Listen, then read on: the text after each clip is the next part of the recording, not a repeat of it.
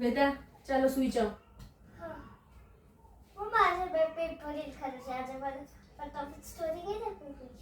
પેટ ભરીને ખાધું છે.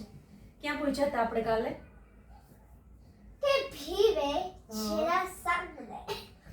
બહુ શરદી થઈ ગઈ છે. ભીમે જરાસંઘને શું કર્યું તું?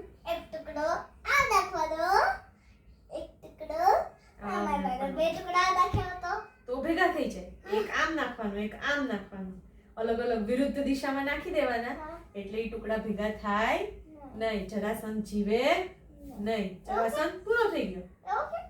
તો બે ટુકડામાંથી બન્યો હતો ને, કાલે કીધું તું ને તને, ભૂલી નહીં જવાનું. ઓકે ખબર જ છે.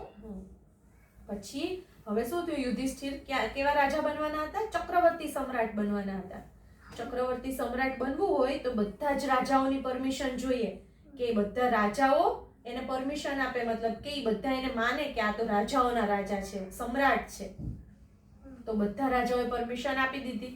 પેલો જરાસંઘ માનતો નહોતો, તો જરાસંઘને તો પૂરો કરી દીધો ને ભીમે. પછી શું થયું ખબર છે?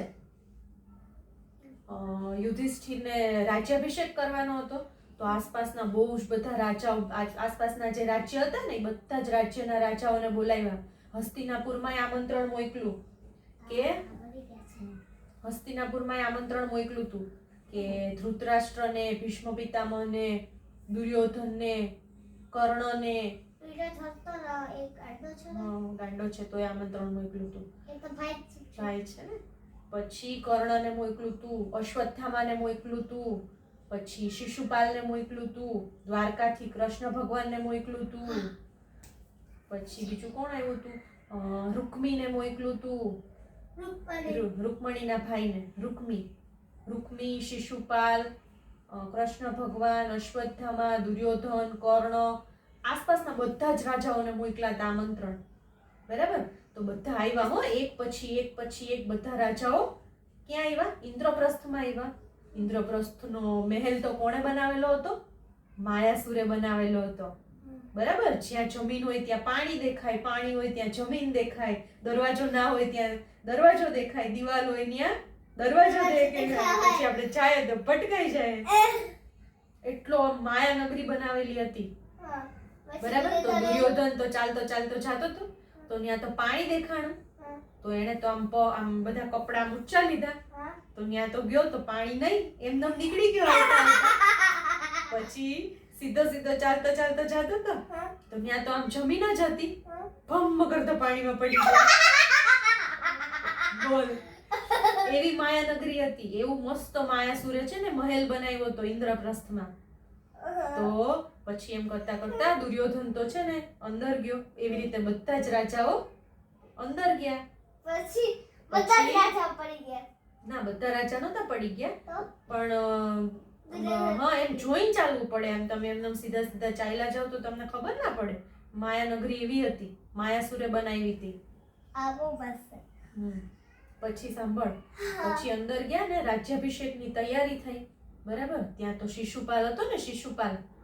શિશુપાલ કોણ છે ખબર છે? શિશુપાલ કૃષ્ણ ભગવાનનો કઝિન છે. જેને એ સ્ટોરી પાછી રાખે હો. ના કહું? ખબર છે ને તને? શું છે મન કે? જે શિશુપાલ હતો ને, શિશુપાલ એ 3 આંખ અને 4 હાથ, એના જે એક્સ્ટ્રા હતા ને એ. એક દિવસ આકાશવાણી થઈ હતી કે જ્યારે ખોડાવા લેશે એ તો એના એક્સ્ટ્રા જે અંગો છે એ ગાયબ થઈ જશે.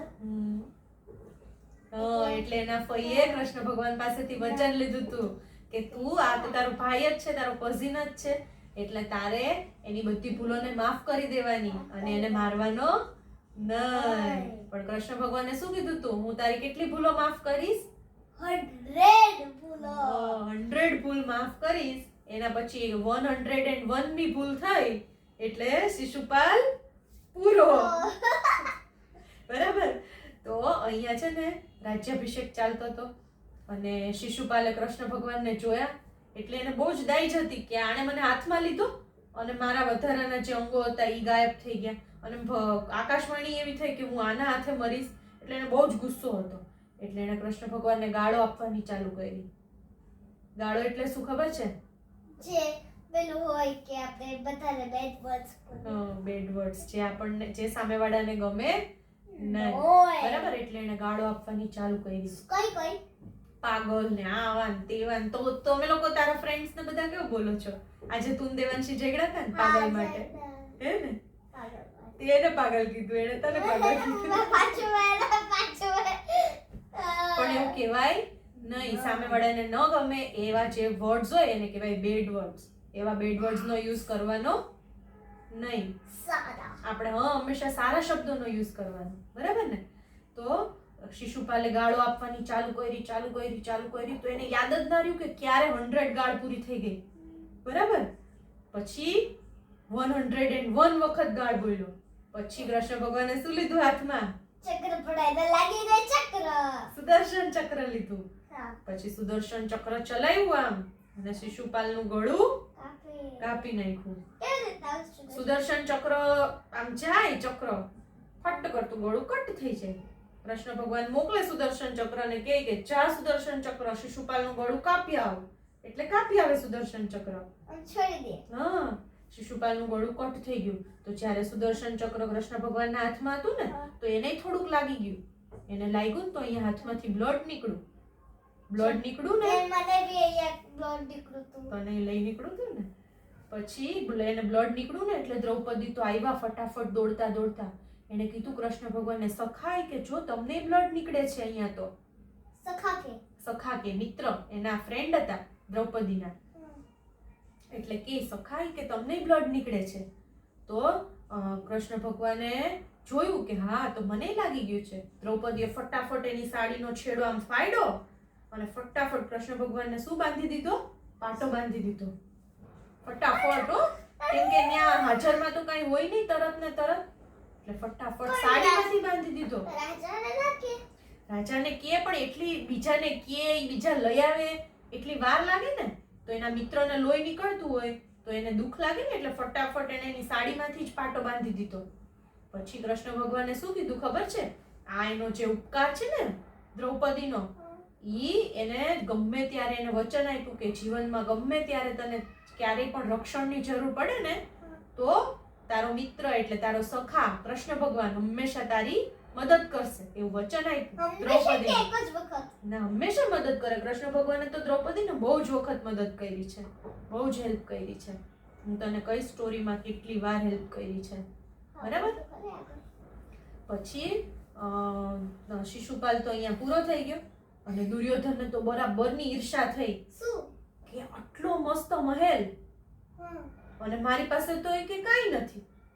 અને એને તો દુર્યોધનને એવો વિચાર આવ્યો કે એને તો સાવ ખાંડવ પ્રસ્થ જેવું આવ ખંડેર જગ્યા આપી હતી, એમાં તો એને જો કેટલો મસ્ત મહેલ બનાવી નાખ્યો છે અને રાજાઓના રાજા ચક્રવર્તી સમ્રાટ બની ગયા. અને હું તો હજી રાજા નથી બની, કારણ કે હજી હસ્તિનાપુરના રાજા તો ધૃતરાષ્ટ્ર છે, બરાબર ને? અને બહુ જ ઈર્ષા થઈ. ઈર્ષા એટલે શું ખબર છે?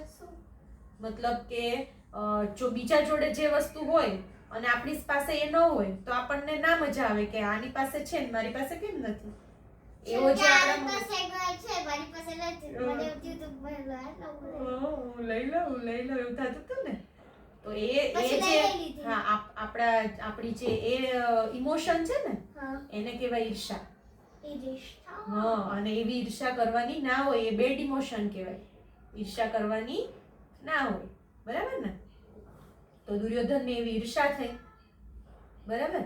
પછી એ તો ગયા પાછા હસ્તિનાપુર ગયા અને શકુની મામા સાથે મળીને શું કર્યું પાછું? ષડયંત્ર. શું કર્યું? ષડયંત્ર કર્યું. અને ષડયંત્ર શું કર્યું ખબર છે? એ કે આપણે છે ને યુધિષ્ઠિરને, પાંડવોને આપણે યુદ્ધમાં તો હરાવી શકીએ નહીં, કારણ કે બધા પાંડવો એટલા શક્તિશાળી છે અને એટલા હોશિયાર છે, એને આપણે હરાવી શકીએ નહીં. પણ આપણે શું કરશું કે જે દ્યુત સભા કરીએ, કે જુગાર રમીએ, દ્યુત સભામાં આમંત્રિત કરીએ અને દ્યુત સભામાં આપણે એને જુગારમાં હરાવી દઈએ અને જુગારમાં હારીને એનો જે મહેલ છે ને ઇન્દ્રપ્રસ્થ નગરી, એ આપણે લઈ લઈએ. એ લોકો એવું નક્કી કર્યું. હવે આગળની જે દ્યુત સભાની સ્ટોરી છે ને, એ આવતીકાલે કહીશ. ઓકે? ગયો તે તો કહી દે. કીધું તો ખરા દુર્યોધન પડી ગયો. ના, એ તો જ્યારે ચાલતા ચાલતા નથી કીધું. ના, એ તો પહેલા સ્ટોરીમાં કીધું. આ સ્ટોરીમાં કોઈ આ સ્ટોરીમાં જ્યારે માયા સભામાં આવ્યા ને બધા જ પેલા રાજાઓ માયા સભામાં આવ્યા ને તો ત્યાં તો એને મહેલ માયાસુરે તો બહુ જોરદાર બનાવ્યો હતો. જ્યાં જમીન હોય ત્યાં પાણી દેખાય, પાણી હોય ત્યાં જમીન દેખાય. એવી રીતના કેમ? માયાસુરે બનાવેલો માયા મહેલ હતો. મમ્મા, એ બધું એવો જ બનાવે એવો જ છે. મહેલ બનાવ્યો હતો. જે બનાવે એ એવો જ બની જાય. એવો જ બની જાય એવો મહેલ હતો. એટલે દુર્યોધન આમ ચાલતો ચાલતો જતો હતો ને તો એને દેખાડું કે અહીંયા તો જમીન છે, ના, પેલા દેખાડો કે અહીંયા તો પાણી છે. પાણી છે. તો એ ચાલતો આમ કપડા ઊંચા લીધા તો જોયું તો પાણી તો નહોતું. ચાલતો પાછો ગયો તો ત્યાં જોયું કે અહીંયા તો જમીન છે. ચાલ ફટાફટ ચાલ્યા છે. ચાલતો ચાલતો ગયો ફટ કરતો પાણીમાં. એવું થયું હતું. એવી માયા મહેલ હતો. એટલે જ તો એને ઈર્ષા થઈ હતી કે આનો મહેલ તો કેટલો મસ્ત અને મારો મહેલ સાવ નાનકડો. એટલે ઈર્ષા થઈ હતી. બરાબર ને? ચાલો હવે સુઈ જાઓ. જય શ્રી કૃષ્ણ. ચાલો સુઈ જાઓ. જય શ્રી કૃષ્ણ. ક્યાં તારો મોબાઈલ?